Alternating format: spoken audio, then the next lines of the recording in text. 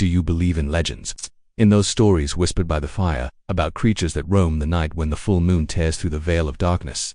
In those tales that send shivers down your spine and make your eyes scan the shadows of your room here on this channel, we don't just believe, we hunt them. We delve into the deepest shadows of folklore, into forgotten accounts, and into experiences that defy reason. We investigate the darkest corners of the United States and the world, where the beast's howl still echoes. Prepare yourself. Get comfortable, but don't relax too much. Turn off the lights, if you dare. Or perhaps it's wiser to leave a sliver of safety on, because today, and on every night we gather here, we're going to explore the territories haunted by werewolves. I'm the Skin Changer, and these are the stories the night hides. Do you have the courage to listen until the end?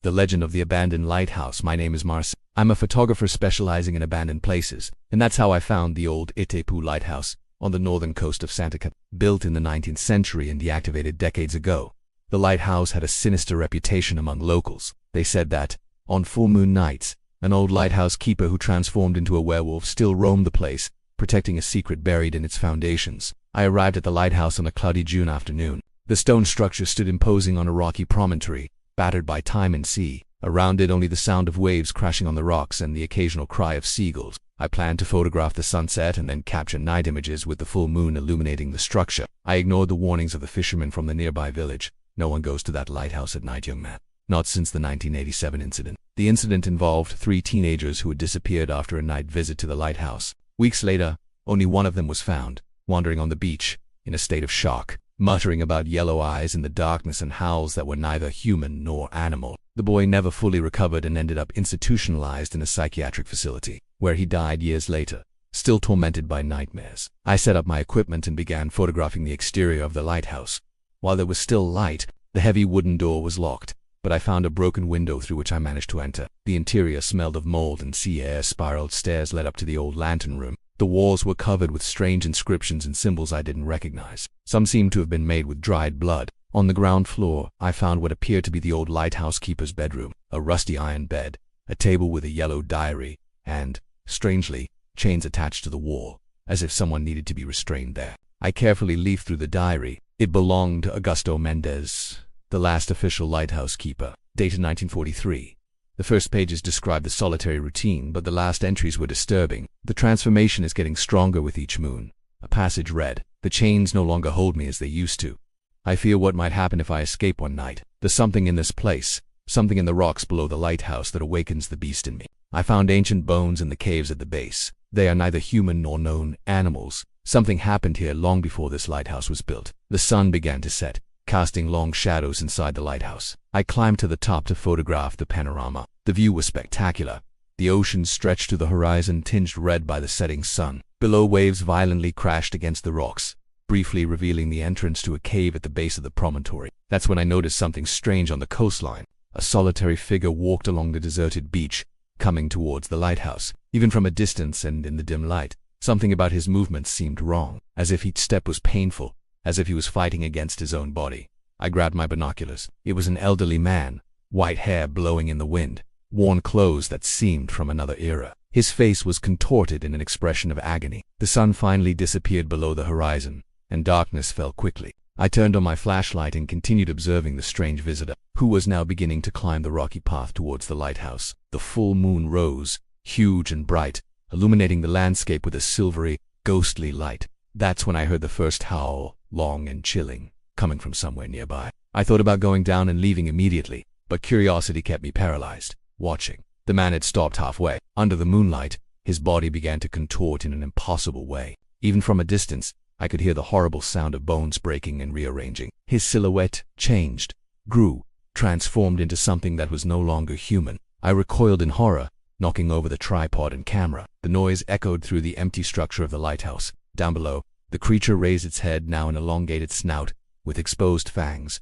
and looked directly up to the lantern room where I was. Its yellow eyes gleamed with a malicious intelligence. It let out another howl, louder, closer, and began to run towards the lighthouse entrance. I stumbled down the stairs, my heart pounding in my chest. I needed to get out of there, get back to the car parked almost a kilometer away. But when I reached the ground floor, the front door burst open violently. Against the moonlight, I saw the creature's silhouette, a muscular body covered in dark fur, half man, half wolf, completely different from the folkloric representations I knew. I retreated into the shadows, desperately looking for another exit.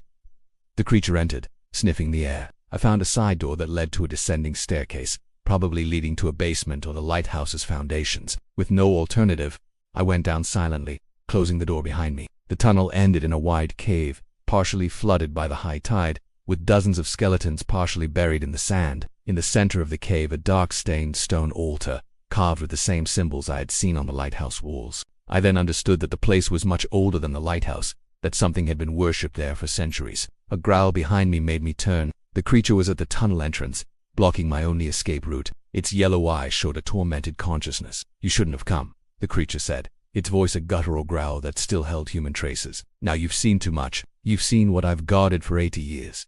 They came before me, guardians of the portal. The transformation is the blessing and the curse of those chosen to protect this place from what exists on the other side." The water in the cave began to stir. Even without wind or strong waves, something was emerging from the dark depths. Every 100 years, when the June full moon directly illuminates the altar, the portal opens. The creature continued. "I need fresh blood to seal it again. Nothing personal.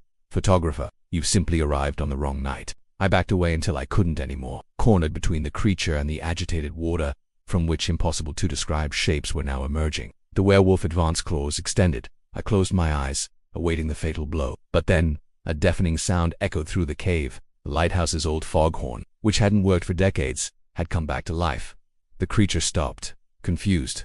The shapes in the water momentarily receded. I took advantage of the distraction to dive into the cold water and swim desperately towards the opening that led to the open sea. Behind me I heard the furious howl of the werewolf and indescribable sounds coming from the depths. I swam like never before, ignoring the biting cold and exhaustion, until I reached a small beach hundreds of meters from the lighthouse. I looked back one last time. The lighthouse was lit, its ancient light impossibly rotating, casting beams through the darkness. At the base of the structure I saw the silhouette of the werewolf fighting against dark shapes emerging from the sea. I ran along the beach to my car and drove non-stop until dawn. When I finally had the courage to check my photos, all of them were completely black, except for the last one. In it, captured at the exact moment the moon illuminated the altar in the cave, there was a shadow that was neither mine nor the werewolf's. Something with many limbs and eyes, something that should not exist in our world. I never published that photo. I never returned to that lighthouse. But on full moon nights I still hear the distant howl of the eternal guardian, trapped between two worlds, protecting ours from what exists beyond the portal. The Skin Hunter. The small town of Saranagra, nestled among mountains in the interior of, has always been known for the quality of its animal hides. I'm Gabriel, a biologist and documentarian, and I went there to investigate reports of a rare wolf species being hunted to extinction. But what I discovered was far more disturbing. It wasn't an animal being hunted, but something between man and beast that the locals called their hairy one. I stayed at the town's only inn, run by Donna Eliza, an elderly woman with sad eyes who, upon learning the reason for my visit, became visibly disturbed. "Be careful what you seek, young man," she said in a low voice. "There are hunters in this region who don't just seek animals, and there are things in the forest that are best left alone." That night I heard the name Geronimo Silvera for the first time, the most famous local hunter. Geronimo was a living legend in Saranagra at 70. He still went out alone on hunts that lasted weeks in the most remote parts of the forest. They said he knew every trail, every cave, every stream in the region. But what intrigued me most were the rumors about his private collection, hides of creatures not found in any zoology book, including what the locals called the hairy one. The next day, I visited the city hall to obtain research permits. The environmental secretary, a nervous man named Augusto, showed me records of attacks on herds over the last 50 years. "Officially, we attribute them to wolves or jaguars," he explained. "But look at the pattern, always on full moon nights, always with marks that don't correspond to any known predator in the region, and always near the Silvera property." I managed to arrange a meeting with Geronimo at his farm, on the outskirts of the city. The property was surrounded by a high stone wall, with solid iron gates. I was greeted by a tall, thin man with white hair and piercing eyes. His house was a macabre museum.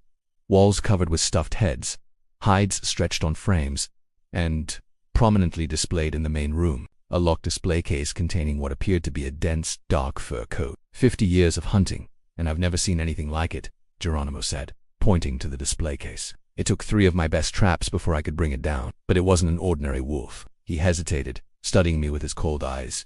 "Do you believe in werewolves, doctor?" I laughed nervously, thinking it was a joke. He didn't laugh. This hide belonged to a creature that was man by day and beast by night. Geronimo told me a story about a family in the region, the Mendez, who carried an ancient curse. With each generation, a member was born with the mark, a crescent moon-shaped bird. This individual, upon reaching puberty, would begin to transform on full moon nights. For generations, they kept the secret, locking the cursed one in reinforced basements during transformations. But the last of them, Raul Mendez, was different. Geronimo continued. He didn't want to be contained. He fled into the forest and embraced the beast within him. He started attacking farms, then travelers, and finally, people from the town. I was hired to put an end to it. His eyes gleamed with dark pride. It took me 3 full moons to track him to his hiding place. On the 4th, I managed to corner and kill him. I asked to examine the hide more closely. Reluctantly, Geronimo opened the display case. What I saw left me speechless. It wasn't wolf hide, nor that of any animal I knew. It was denser, with a strange texture, and the coloration varied between black and reddish, even more disturbing. In some parts, it seemed to merge with what was undeniably human skin. I took this from him while he was still transforming back, he explained. I left deeply disturbed, but determined to discover the truth. In the following days, I searched the city archives and found records of the Mendez family. They truly existed, and the last of them, Raul, had disappeared 20 years ago, around the same time the attacks ceased. But something didn't add up in Geronimo's story. Why had the attacks recently resumed, if the last werewolf was dead? I decided to extend my stay and investigate the recent attacks. I visited affected farms, photographed footprints, collected hair samples. On one of these visits, I met Helena, a young local veterinarian who's also investigating the attacks. I don't believe in werewolves, she said, but something strange is happening, and always near the full moon. Helena showed me a blood sample collected near one of the attack scenes. I sent it for analysis to a lab in Curitiba, she explained. The results are ... impossible. The DNA is partially human, partially canine, but with mutations that don't exist in any cataloged species. She hesitated. The human DNA has genetic markers from the Silvera family. The revelation hit me like a lightning bolt. Geronimo hadn't killed Alaska werewolf. He had become one. The full moon was approaching. Helena and I decided to set up surveillance near Geronimo's property. On the night of the 3rd day, we saw the old hunter leave through the back of his house and enter the forest. We followed at a distance, equipped with night vision cameras. He walked with difficulty, as if each step was painful. He stopped in a clearing illuminated by the moon and, to our horror, began to transform. The process was slow and clearly agonizing. Bones cracked, muscles expanded, hair sprouted from his skin. In minutes, where an elderly man once stood, now a nightmare creature rose, over 2 meters tall, muscular, covered in black fur, with an elongated snout full of fangs and claws that looked like knives. But the eyes were still Geronimo's, cold and calculating. The creature sniffed the air and turned its head towards us. Helena stifled a scream, and I froze, unable to move. The werewolf let out a howl that echoed through the forest and began to advance towards us. We dropped everything and ran desperately, hearing the sound of breaking branches and growls getting closer behind us. We managed to reach the car and speed down the dirt road. In the rearview mirror, I saw the creature's silhouette standing at the roadside, watching. It didn't follow us. It seemed satisfied to have defended its territory. We returned to town and stayed up all night, trying to process what we had witnessed and deciding what to do with that information. The next morning, we returned to the clearing with reinforcements. 2 local police officers who knew Helena and trusted her. We found our cameras destroyed, but one of them had cloud storage. The images were shocking, undeniable. We followed blood trails that led back to Geronimo's property. The police, pale but determined, drew their weapons as we approached the house. The door was ajar. Inside, we found signs of a struggle. Broken furniture, claw marks on the walls. In the basement, we discovered a reinforced cell with steel bars, clearly designed to contain something very strong. The door was broken open, from the inside out. On the wall, written in what appeared to be blood, the words, "The curse does not die with the bearer." Geronimo had disappeared, taking with him the mysterious hide from the display case. The searches lasted weeks, but they never found him. The attacks ceased completely. A few months later, reports of similar creatures began to emerge in distant regions of the country, as if the curse was spreading, finding new bearers. I returned to Seranagra a year later. Geronimo's property had been demolished, and a memorial to the victims was built in its place. Helena showed me a vial containing a sample of the hide from the display case. "It's regenerating," she said. "The curse truly doesn't die. It just waits for a new host." That night, under the full moon, I heard a distant howl coming from the forest. It was something new, something that had found the regenerated hide, and the hunting cycle began anew. The Midnight Pack. My name is Renata. I'm a veterinary doctor working at an environmental reserve in the Pantanal region. 6 months ago, we started finding animals dead in inexplicable ways. They weren't common predators. The marks didn't match jaguars or alligators. The strangest thing, the attacks followed a lunar pattern, intensifying on full moon nights. That's when we decided to install monitoring cameras at strategic points in the reserve. The first images captured were blurry, quick blurs, eyes reflecting infrared light, shapes that looked human but moved like animals. My colleague Lucas, a biologist specializing in animal behavior, was skeptical. Probably illegal hunters, he'd say. But I knew there was something more, especially after the cameras started capturing not just one but several of those beings, moving in formation, like a pack. We decided to set up a surveillance operation for the next full moon. Our team included me, Lucas, the armed park rangers, and Donna, an indigenous woman who worked in the base kitchen and insisted on accompanying us. "You don't know what you're dealing with," she warned. "They are the Jaguare Esava, the men who turn into wolves. They've hunted in packs since ancient times, when they were expelled from their lands." We set up our observation post in a watchtower that offered a panoramic view of a clearing frequently used by animals for drinking water. Equipped with night vision goggles, tranquilizer rifles, and communication equipment, we waited for nightfall. The moon rose, huge and bright, bathing the landscape with its silvery light. For hours, nothing happened beyond the usual nocturnal sounds of the Pantanal. It was around midnight that the sounds changed. The sudden silence of the night birds, the cessation of crickets. Then we heard it, a long, chilling howl, followed by another, and yet another, until a sinister chorus echoed through the reserve. They weren't common wolves. The sound was deeper, more primitive, with an almost human quality that sent shivers down my spine. "They're coming," whispered Donna Conseyaku, her wrinkled face tense with fear. "The midnight pack, they've hunted together for generations." Lucas adjusted his recording equipment, still skeptical, but visibly nervous. The guards checked their weapons. I adjusted the night vision and scanned the clearing. That's when I saw them for the first time. Not one or two, but 7 figures emerging from the dense vegetation. They were creatures that defied logic, bipedal but hunched forward, with long limbs ending in sharp claws. Their bodies were covered in dark fur, and their heads were a nightmarish hybrid between human and wolf. Elongated snouts, pointed ears, teeth exposed in silence. But the most disturbing thing was their eyes. Intelligent, conscious, observing the clearing with a clearly coordinated strategy. "My God," Lucas murmured beside me, finally confronted with the impossible reality. "What are these things?" Donna Conseyaku replied in a low voice.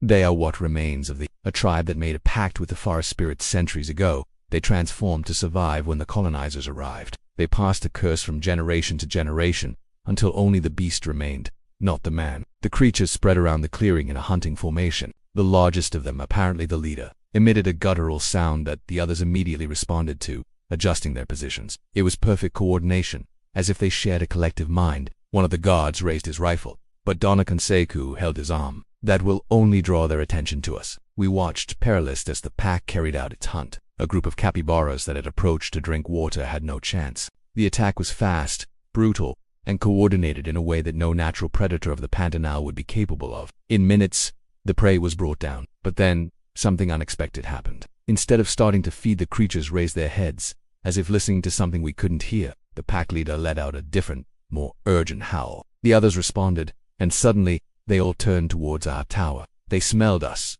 whispered Donna Conseyaku, fear evident in her voice. "We need to get out of here now." But it was too late. The creatures abandoned their prey and began to run towards us, moving with terrifying speed across the swampy terrain. "Run to the jeeps," shouted one of the guards, already starting his descent down the tower ladder. Lucas and I followed him, while the second guard prepared his rifle. Donna Conseyaku, however, remained motionless. From her bag, she took out a small leather pouch and began to spread a dark powder in a circle around her, murmuring words in a language I didn't recognize. I didn't have time to question. We reached the ground and ran to the vehicles parked about 50 meters from the tower. Behind us we heard a shot, followed by a howl of pain and fury. The guard who had stayed behind shouted something unintelligible. Then there was the horrible sound of claws against metal, breaking wood, and then a human scream that was abruptly silenced. We reached the jeeps, breathless and terrified. The first vehicle's engine failed once, twice. The creatures were getting closer and closer. We could hear their growls, the heavy sound of their paws on the wet ground. Finally, the engine started. Lucas and I jumped inside, while the remaining guard got into the second jeep. "What about Donna Conseyaku?" I shouted. "We can't leave her. She chose to stay," the guard replied, already accelerating his vehicle. "She knows what she's doing." I looked back one last time. At the top of the tower, Donna Conseyaku remained in her circle of powder, now holding something that gleamed in the moonlight, an amulet or talisman. The creatures had reached the base of the tower, but, strangely, they weren't climbing. They circled restlessly, growling, as if something was preventing them. We sped along the muddy path to the reserve, the headlights cutting through the darkness. In the rearview mirror, I saw several of the creatures chasing us, gaining ground quickly despite us going almost 60 kilometers per hour. When we finally reached the main road in the asphalt, The creatures stopped chasing us, as if there was an invisible boundary they couldn't cross. We spent the night at the nearest police station, reporting a wild animal attack that had killed one of the guards. No one would believe the truth. At dawn, a rescue team returned to the reserve. They found the tower partially destroyed, claw marks everywhere, and the guard's body, or what was left of it. But there was no sign of Donna. The following weeks were a blur of official investigations, sanitized reports, and recurring nightmares. Lucas requested a transfer to another reserve. I stayed, determined to understand what had happened. I analyzed the recordings we managed to recover, studied local legends, interviewed all residents of the region. Everyone knew stories about the Midnight Pact, but no one spoke openly about them. A month later, on the eve of the next full moon, I found a small package at the door of my lodging. Inside was a leather pouch identical to the one Donna Kanseku had used, containing the same dark powder and a handwritten note. For protection, they respect the old pacts, but they never forget a face. Don't go out on moonlit nights. There was no signature, but I recognized the handwriting. That night, I spread the powder in a circle around my lodging and locked all doors and windows. When the moon rose, I heard distant howls, then closer ones. Around midnight, I noticed shadows moving around the house. Before dawn, I saw Donna Kanseku walking among the creatures, as if they were domesticated dogs. I then understood that she was a guardian, a mediator between our worlds. And now, I was also part of this secret,